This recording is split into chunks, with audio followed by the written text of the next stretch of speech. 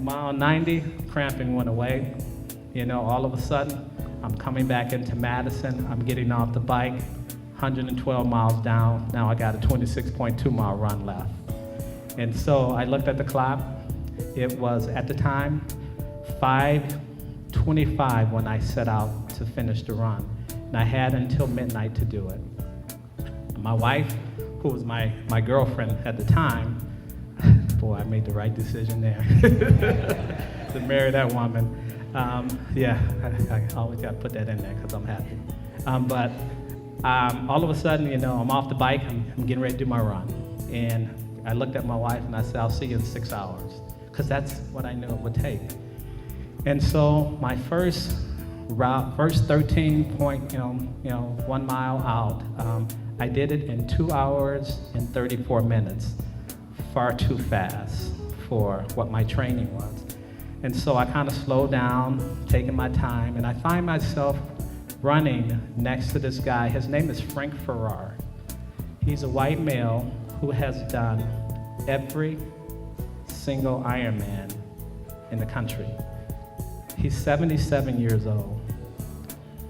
Literally, I'm running next to him and I'm having this conversation with him. And Frank said, you know, son, I'm not gonna let you beat me. This dude is 77 years old. And I said to Frank, Frank, any other day, I would give you that one, but man, I'm about to make history. You ain't beating me today. And so I got this last 13.1 miles, and I tell you, it seemed like every mile that I took, I'm getting closer and closer to the finish line. And all of a sudden, I hear the crowd downtown. Typically, they have about 10,000 people down there waiting for people to come in, because people can appreciate what the Ironman is. A lot of people will live through you. A lot of people will be inspired to do the Ironman just by seeing you cross the finish line. So all of a sudden, I hear this crowd, which means I'm close. And now it's about 11 o'clock at night. I've been competing since 7 a.m. So it's about 11 o'clock at night. I'm just about there. And I tell you, the moonlight's shining, and I'm running, and I'm looking at my shadow.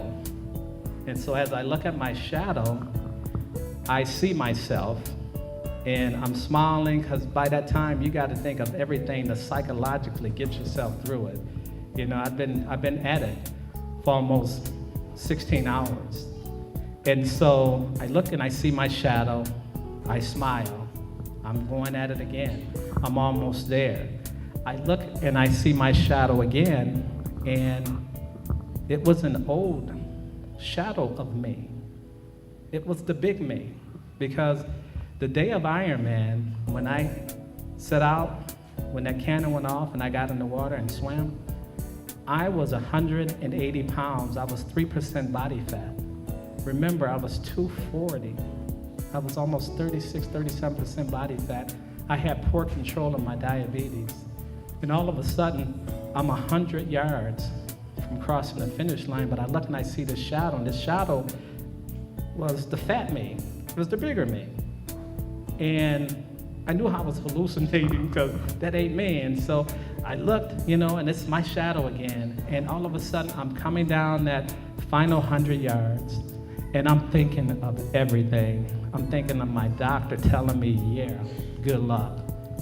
I'm thinking of, you know, that young girl telling me you're diagnosed with diabetes. I'm thinking about lying in the bed for 3 days and having to give myself insulin shots. I'm thinking of how scared I was when I signed up, not knowing what to expect, really not even believing that I could do it. And all of a sudden, I'm 50 yards, and I hear that voice. The first 4 years when I watched the Ironman, when people would come down that little chute, the finish line, all of a sudden, I'm getting closer, I'm getting excited, and something happened that people were calling my name, Aaron, Aaron. I'm like, how do these people know me? And I forget, you got my name right down my name tag. How do they know my name? You know, so all of a sudden, guys, I hear that guy say, Aaron Perry from Madison, you are an Ironman. And I can't express, I can't articulate any more than what I am doing, is that, ladies and gentlemen, we were built for this. If you choose to do it, we were built for this. Whatever you want to do, please know we were built for this. I just turned 50 on September 6th. On September 9th, I signed up for Ironman again next year. And I think about all the things that happened this past 50 years. It wasn't all good. But what it taught me is that everything that I've been through, I lost my mom in that first 50 years. I lost my dad in that first 50 years. I was diagnosed with diabetes. I got to see the first black president. I mean, what I'm trying to say is, look back at where you've been and just know we're built for this. We're built for this life. You owe it to yourself. You owe it to yourself to keep your checkups, to visit your doctor on a regular basis, and to exercise. Now, I will say this, I completed the world's most challenging endurance event, and I go outside today, and I hear the songs that wobble, and I'm seeing this Zumba lady doing her thing, so I get out there and I'm trying to do it, my back's still hurting. My back is still hurting. I don't know where you at. Show me how to do it, you know? But what I will tell you again is that I appreciate you guys, you know, just extending me this invitation. But more than anything, please know that on the other side of your fears, it's a beautiful life waiting for you. The last thing I will tell you is that same doctor that said, yeah, good luck, he volunteered for the Ironman every year. He would always volunteer for the health tent. Well, the health tent was really slow. Wasn't a lot of people coming in the health tent. So he decides he wants to go down to the finish line and welcome the athletes. So I crossed the finish line. I'm excited, fist pumping. And the doctor says, good job, man. And I said, Doc, this is Aaron. And he looked at me. He said, oh my God. That's what he said. Oh my God, make sure you're inspiring your patients. Oh my God, make sure you're inspiring your patients, you know? And so I will leave you with that, guys. It's been a crazy ride. I am going to continue to compete in Ironman Triathlons. There's a brother sitting out. His name is Chef Berlin. Can you stand up, my man? Yeah. Now, still today, I am still the only African-American diabetic to ever do an Ironman. I reached out to my man, Chef Berlin, and I said, I want you to be the second. And, you know, this brother's gonna need support. He's gonna need our prayers. But I am so looking forward to not being able to say I'm the only African-American diabetic, you know. So I think we're looking at the second one, so. You know, so what I will say is, again, if you ever hear someone that say that or saying that they don't have time to exercise, ask them this question, do you want to live? And of course the answer is unanimously going to be yes. Just remind them that there's 1,440 minutes in every single day. Every piece of literature, research that I've ever seen that said, if you give yourself 30 minutes of exercise, you will live. So when you hear people that say they don't have time to exercise, just remind them, you got 1,440 minutes, just take 30 of that to yourself. Just do that for yourself, and you will live. And you will live a decent life, you know? So with that, thank you for, again, inviting me. Have fun today. I'm gonna be out there trying to hang with the Zumba instructor. So thank you, guys. Great to be able to see so many people in the healthcare industry that are vendors here today, represented to provide great information to the community. The collaborative came together 2 years ago And at that time, the focus, as it is today, was African Americans, because as you all know, we stand at risk on a number of health issues. And so trying to understand prevention and how we do early intervention and to be able to just live a healthier life really makes a difference. Now, those of you who are in the audience and have known me for any period of time, in 2007, I was about 250 pounds, and I didn't eat right and didn't do some of the other things right, but I got severely sick. Actually, I was in the hospital for a long period of time, and right before things started to turn around, the doctor told my wife that she should go home because she was going to be busy that next week, and busy planning my funeral. Well, the right doctor hadn't made it to the room. Dr. God hadn't came in yet, and the diagnosis really hadn't been made. But I got to tell you that that was an eye-opening experience for me, my family, and the people that I'm surrounded by, because it really did allow me to start looking at life a little bit better, start to think about the fact that when things ail you, you need to go and get checked up. You need to go find out what's wrong. Good morning. I'm here representing State Senator Mark DeSaulnier. We'd like to thank you all for extending an invitation to our office. The work you guys are doing is amazing. Anything that we can do to help the community to live a healthy and active lifestyle is always a good thing. I'd encourage you to stop by our booth, where our office is always here to serve you. If you can ever feel we could be used as a resource, please do let us know. Good morning. My name is Erica Rodriguez, and I'm here on behalf of State Assembly Member Jim Frazier, who is proud to represent part of Pittsburgh, along with his colleague, Assembly Member Susan Bonilla. Jim has asked me to welcome you and share a few words with you this morning. So, dear friends, please accept my best wishes as you commence the African American Health Empowerment Expo here in the city of Pittsburgh. I'm honored to be part of this important effort to improve the health and well-being of East County families. Although we have seen great medical advances and improvements in the health of our nation, I am concerned that health disparities still exist among members of the African American community.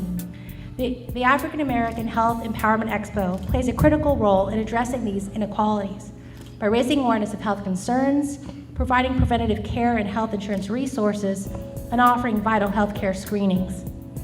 I commend the African American Health Empowerment Collaborative, Los Medanos Community Healthcare District, and the California Black Health Network, among others, for their service to the community. Enabling our neighbors to receive medical care and get insured is a top priority for me too.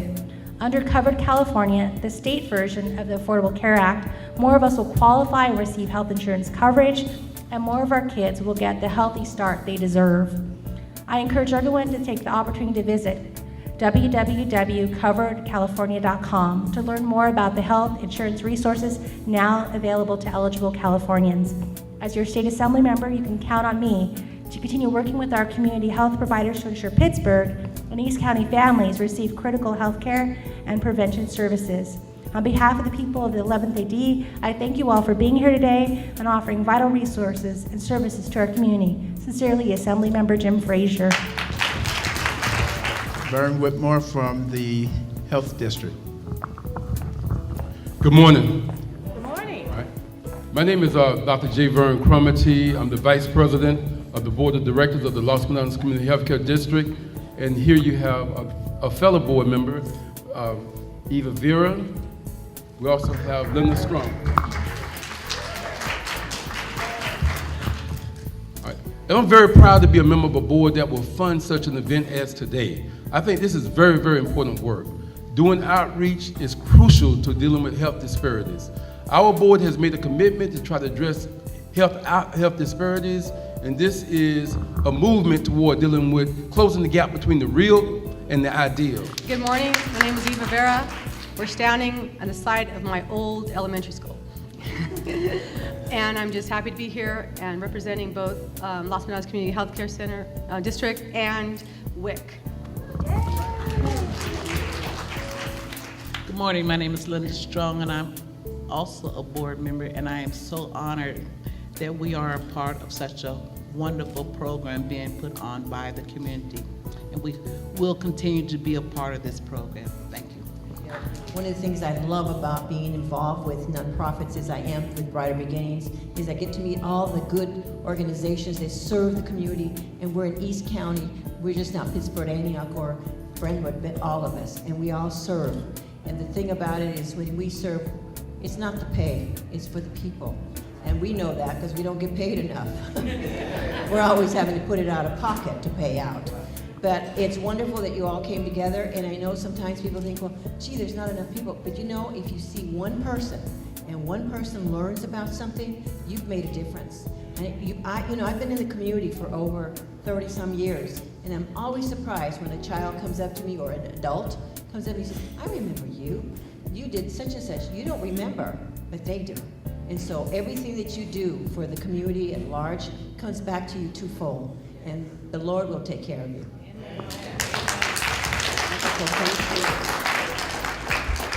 So I also want to remind you that everyone that you received, you should have received a program when you came into the door.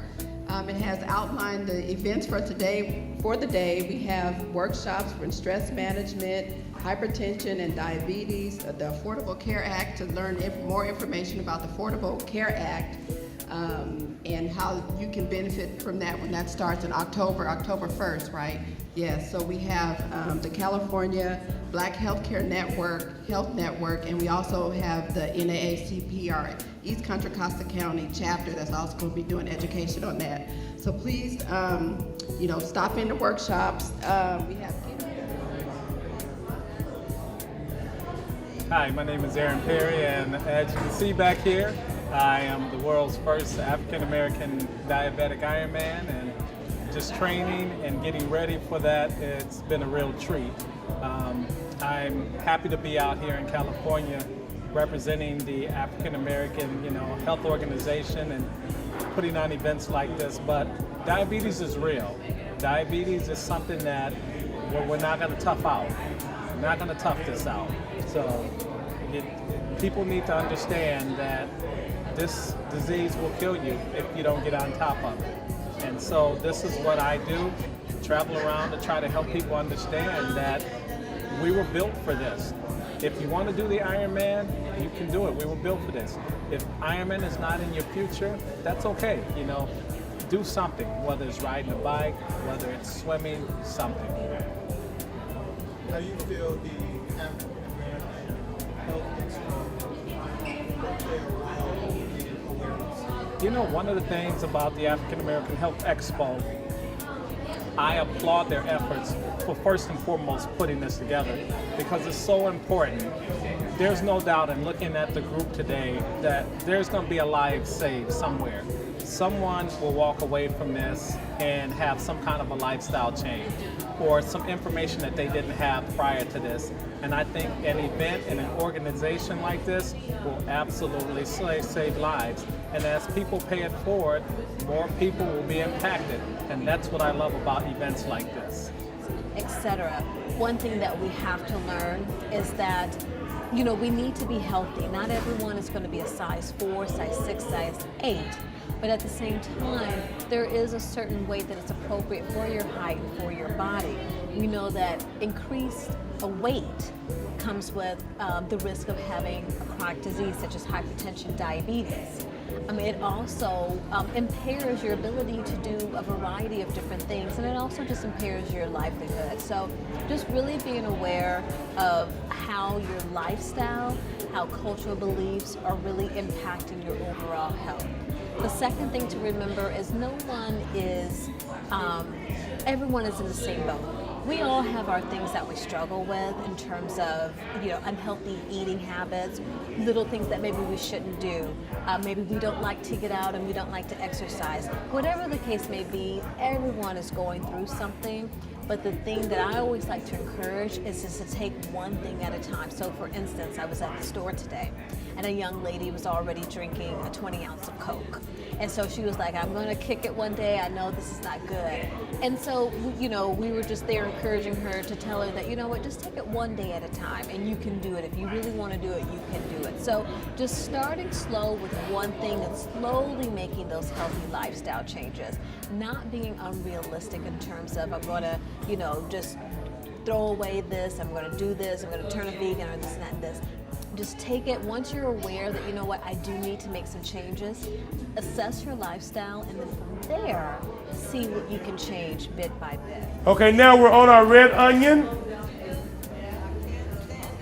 So you want to take off just the top layer, okay? And this should be like this here, shiny. If you can do like this, then you need to pull off one more layer, okay? Now we're gonna do a julienne slice. So what you wanna do, you put the root in towards your stomach. Okay, bring it to the edge of the board. Now you wanna get your tiger claw back down. And this is gonna be your stencil on how thick or how thin you cut the onion, okay? So everybody, eyes up top. Eyes up here, please, everybody. Let me show you real quick. So you want to keep your knife, see look, keep your knife at an angle and let the tip contact the board, but don't bring it all the way through. Don't bring it all the way through. Like this, okay? But don't do it like that, do it like this. Okay, there you go. That way you in control of the knife, it don't control you. There you go. Now don't chop it, slice it. Slice it, there you go, like that. So look, pull it towards your back. Put it down once and then pull it back to you. Now this one, try to come through like that a little bit. Now pull it. Okay, good job. Hello, my name is Rashawn Rashid, and I just attended the African American Health Expo. This expo is really great. I got a lot of motivation from Aaron, the triathlon. You know, he had his disabilities with diabetes, and he still went through the race and finished. Hi, my name's Ashnae Heath. I attend Heritage. I just attended the African American Health Expo. I got a lot out of Aaron too. Like showed that he like really continued to go on. And that really inspired me to do things. I got a lot of information from him. Making healthy meals without it's not very expensive or anything. You can make it out like quick, under 30 minutes. Very healthy and it's delicious too. Yeah, that's what I was gonna ask. How did that It was delicious. So you guys are motivated to help others make wonderful salads. Even with friends or family or by yourself. And part of the health fair with what we had was basically movement. Get the heart pumping, get the body movement. We have cooking demonstration, with the chef and healthy eating habits. We have lots of prizes and giveaways, so it was an overall success. To me, at the end of the day, as long as that was to help someone, give them some resources of something they needed, to me it's a satisfaction to know that I've done something for them to take the next step. So not only, just to be here and the music is going, but if they need it, we have lots of resources. Myself, I have a group, which is a prenatal group, which is Golden Start. And I was able to help a young lady that was pregnant and didn't know that we had all these groups, clinics, and she's able to get the resources. So it was great to be able to pay it forward.